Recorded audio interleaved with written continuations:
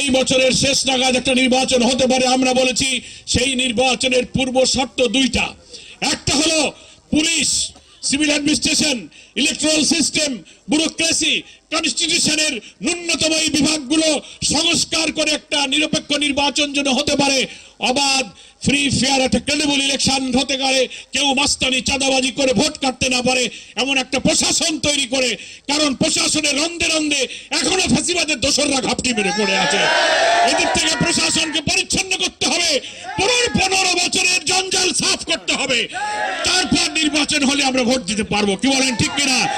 সেই ভোটে এমন নেতৃত্ব ইনশাআল্লাহ জামাত ইসলামী সারা দেশে সকলকে নিয়ে আমরা দেওয়ার চেষ্টা করব, যে নির্বাচনে সৎ নেতৃত্ব প্রতিষ্ঠিত হলে আল্লাহর ওই আয়াতের প্রতিফলন হবে। সূরা আরাফের মধ্যে আল্লাহ বলেছেন, ওয়ালাউ আন্না আহলাল কুরা আমানু ওয়াত্তাকাউ লাফাতাহনা আলাইহিম বারাকাতিম মিনাস সামাই ওয়াল আরদ।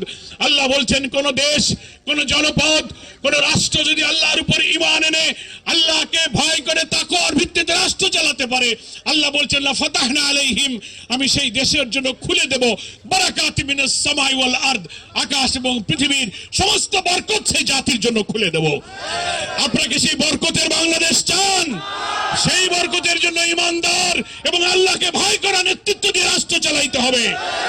এই ছাড়া কোনো সাজানো বানানো হবে না। তাহলে দুটো শর্ত, একটা হলো সংস্কার করতে হবে, আমরা যেন ভোট দিই। দুই হলো এই 15 বছরে মানবতা বিরোধী অপরাধ করে আমাদের সোনার সন্তানদের যারা খুন করেছে, ফাঁসি দিয়েছে, লুটপাট করেছে, ট্রাইব্যুনালে তাদের বিচার হতে হবে।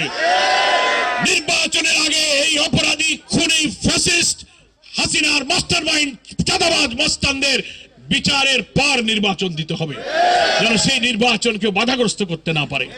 আসুন সকল রাজনৈতিক দলের কাছে আমরা আবেদন জানাই, আমরা যেমন ফ্যাসিবাদ বিরোধী আন্দোলনের রাজপথে 5 আগস্টের একটি বিপ্লবী চেতনায় ঐক্যবদ্ধ হয়েছিলাম, সেই 5 আগস্টের চেতনায় জাতীয় ঐক্য তৈরি করে এমন একটি নির্বাচন করি যে আওয়ামী ফ্যাসিবাদের রাজনৈতিক মৃত্যু বাংলাদেশে ঘটতে পারে।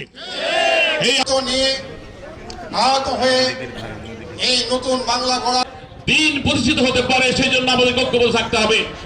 সকল ইসলামিক দল, সকল দল নিয়ে আসছেন বাংলাদেশ জামাত ইসলামী খুলনা। আসসালামু আলাইকুম ওয়া রাহমাতুল্লাহ। বাংলাদেশ জামাত ইসলামী সমাবেশের সম্মানিত সভাপতি, প্রিয় নেতা, বিশ্ব ইসলামী আন্দোলনের প্রধান, আসসালামু আলাইকুম ওয়া রাহমাতুল্লাহি ওয়া বারাকাতুহু। আল্লাহ তাআলা আমাদেরকে বিচরণ করার তৌফিক দিয়েছেন, মুক্ত বাতাসে, যাদের ত্যাগের বিনিময়ে এই বাংলাদেশ থেকে ইসলাম প্রতিষ্ঠার একটি সুযোগ উন্মুক্ত হয়েছে। সেই জুলাই আগস্টের বিপ্লবের মধ্য দিয়ে তাদের বুকে তাদের বছর ধরে লড়াই সংগ্রাম করেছে, কিন্তু কোন রাজনৈতিক দল পারেনি। একমাত্র আমাদের সন্তানরা, আমাদের ছেলেমেয়েরা রক্তক্ষয়ী যুদ্ধের মধ্য দিয়ে এই সেই মহান শহীদদের স্মরণ করছি। তাদের রুহে কাল ধরে এই ভূখণ্ডে আল্লাহর আইন দিয়ে আমরা ঐক্যবদ্ধ হয়েছিলাম। সেই ঐক্যবদ্ধ এই আন্দোলনে আমাদের রাহবাররা যেমন তাদেরকে কখনো ঘরে থাকতে তারা দেয় নাই, তাদেরকে নিজের ঘর ছেড়ে দিয়ে